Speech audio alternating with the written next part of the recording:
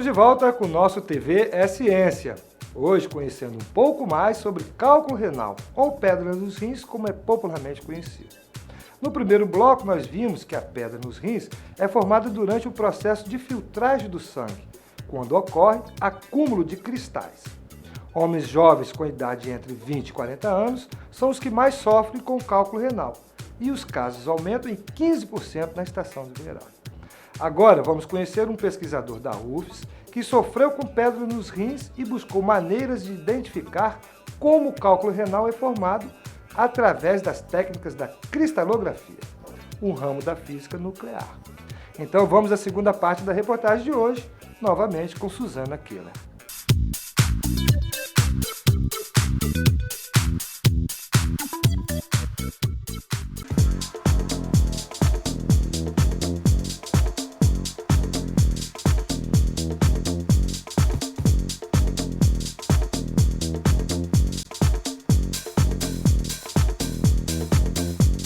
A cristalografia é uma área da física nuclear que estuda como os cristais são formados. São conhecimentos que podem ajudar a entender como os cálculos renais são formados, auxiliando assim a evitar a ocorrência de novas crises. Físico nuclear, o professor da UFES, Marcos Tadeu de Azevedo, decidiu estudar a pedra formada pelo seu próprio corpo, após a 5ª crise renal.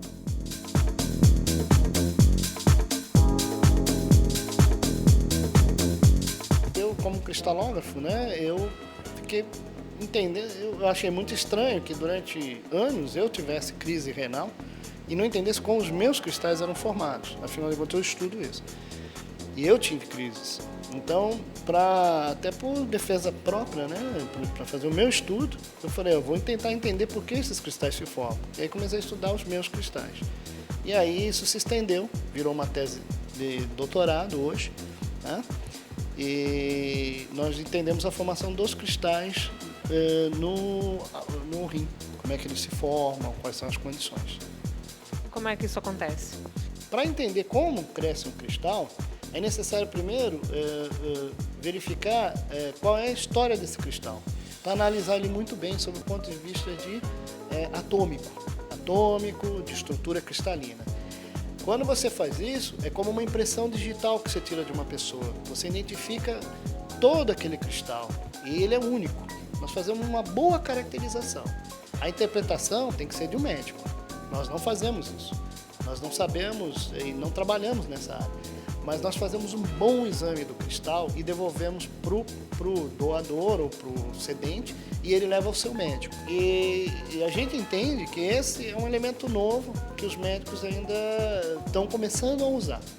Estão começando a ver que isso pode ajudar no diagnóstico, mais preciso da causa que gerou aquela pedra. Quer dizer, a gente acha que é uma técnica nova que vai se estabelecer no futuro e, no nosso entender, os hospitais vão ter uma máquina dessa daqui a alguns anos. Todos os hospitais vão ter uma máquina dessa à disposição para fazer exames laboratoriais normais.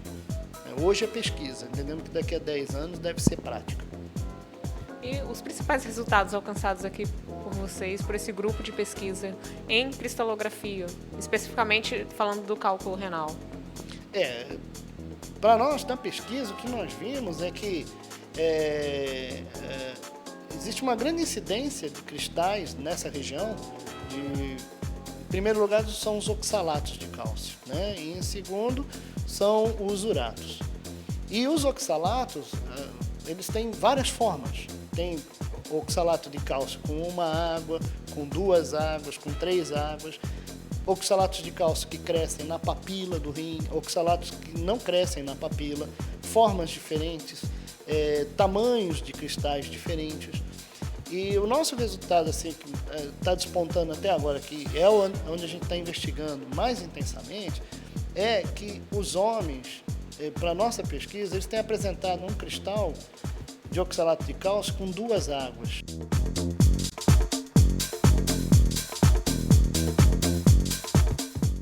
E esse cristal com 2 águas, a gente entende que esse cristal ele é mais fácil de ser dissolvido. Então, juntando com a pesquisa feita pelo Renato, lá na nefrologia lá da Federal de São Paulo, a gente tem indicativos que talvez esses chás, tipo o chá de quebra-pedra, ele funcione bem para cristais com 2 águas. Então, no nosso entender, assim, o cristal, o chá de quebra-pedra seria muito eficaz, talvez, nos homens dessa região. Então, a gente quer entender esse mecanismo de formar o cristal com 2 moléculas de água, porque a gente entende que esse cristal é mais fácil de dissolver. Então, se eles não estão com 2 águas, a gente quer tentar colocar essa água lá dentro e facilitar para a dissolução, para dissolver esses cristais. Esses são os resultados mais importantes nossos, é achar essa água melhor, caracterizar essa água melhor e determinar como colocar ela no cristal no futuro. É o que a gente está investindo. A Universidade Federal do Espírito Santo é a única instituição pública do país que realiza esse tipo de estudo. E apesar de pouco difundida, o professor acredita que a técnica pode ajudar quem sofre com cálculo renal a evitar novas crises no futuro próximo.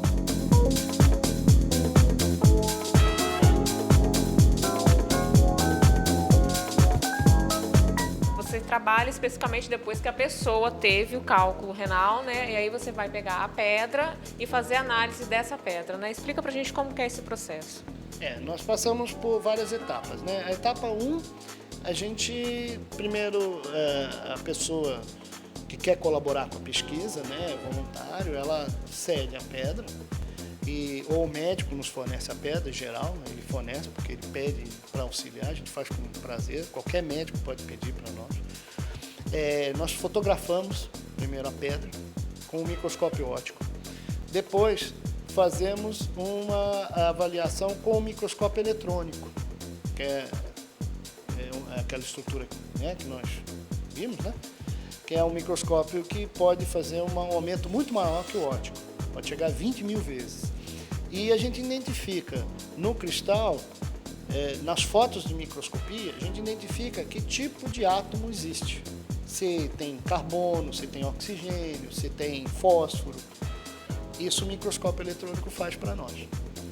Então, com base naquelas fotos e naquela análise, nós terminamos essa etapa, moemos a pedra, moemos literalmente, manualmente também, passamos por uma peneira e trazemos para essa máquina que está aqui, que é esse raio-x aqui, né? E aí fazemos a análise que a gente chama de espectro de raio-x, fazemos uma difratometria. Nessa difratometria a gente vai ver a distância entre os átomos. Cada pico que você tem aqui, ó, em cada posição, né? Elas são picos que só vão aparecer ali para uma dada distância entre átomos. Então, isso é a impressão digital desse cristal. Só esse cristal vai apresentar esses picos. A altura e a posição dos picos é uma impressão digital. Como é a análise, por exemplo, do DNA, quando faz análise de DNA? É característico de um tipo de cristal específico. Com base nisso, nós formamos o que a gente chama de estrutura atômica. Nós formamos a estrutura do cristal. Quando a gente consegue matematicamente reproduzir esse espectro, a gente tem então aí definido a posição dos átomos e das distâncias. Então a gente tem o tamanho do cristal. E o cristal, para nós, ele é o tijolo que forma a parede. E a parede, para nós, é aquela pedra de rim. Então, cada pedra de rim é feita como é feita uma parede, com vários cristalzinhos que vão se formando e formando uma parede. Então, quando eu entendo o tijolo, eu sei que tipo de parede eu vou fazer. Agora, professor, você experimentou, né, e em você mesmo, né? Você teve o cálculo renal e aí conseguiu desvendar ali a sua pedra e depois disso o que aconteceu? Ah, não. Então, eu tenho o meu médico, né, que ele viu comigo a minha análise, aí discutiu, eu expliquei para ele olhou, ele entendeu a análise que eu expliquei. Aí ele começou a pesquisar, fez um estudo, da causa da minha crise, né, da geração da pedra. Ele me explicou, com base em todos os exames, incluindo esse, qual era a geração, qual era a causa. Aí, a partir dali, dessa orientação médica, eu passei a seguir rigidamente isso e eliminei esse problema, passei a não gerar mais os cálculos. Então, eu estou feliz porque... Para mim é bom, porque minha saúde melhorou, né? E é aquilo que preocupa, que sempre é bom lembrar. Cada crise dessa mata muitos dos teus néfrons, né? E para um homem na minha idade, por exemplo, aos 50 anos, minha expectativa de vida cai rapidamente se eu tiver muitas crises renais. Eu posso perder 20 anos de expectativa de vida. Então, para mim é bom, eu estou mais feliz, as crianças em casa ficaram mais felizes.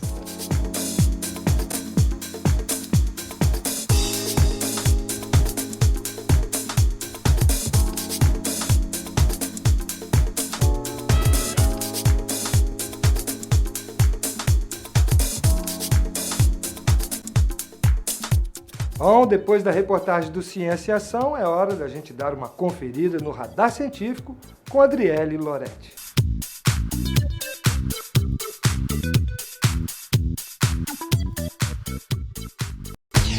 Estão abertas as inscrições para o 3º Seminário de Políticas Públicas e Desenvolvimento Local, que acontece na EMESCAM entre os dias 21 e 23 de fevereiro, às 7 horas da noite. A coordenadora do evento, professora Alaci Ramos, explica os objetivos e quem pode participar do seminário. Estão entre os objetivos debater sobre a atual crise ambiental e os impactos dessa crise no desenvolvimento local no estado do Espírito Santo. Ele é aberto à população em geral, aos estudantes de todas as áreas e especialmente às pessoas que têm interesse em entender o que se passa nessa nova situação de meio ambiente a partir dos grandes projetos que estão aí e como que isso está se reconfigurando na vida cotidiana dela.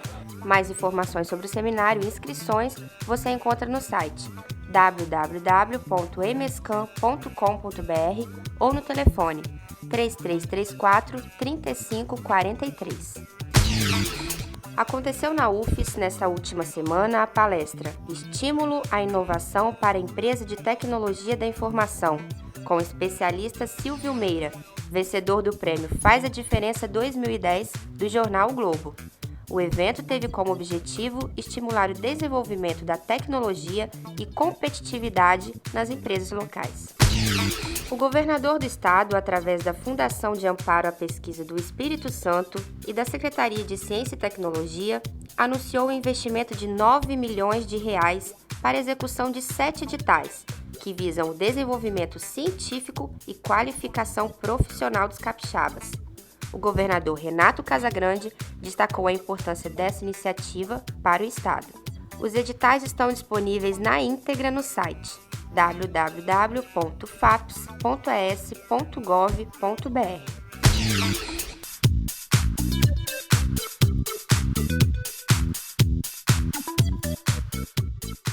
Bem, nosso programa de hoje está chegando ao fim. Espero que você tenha gostado.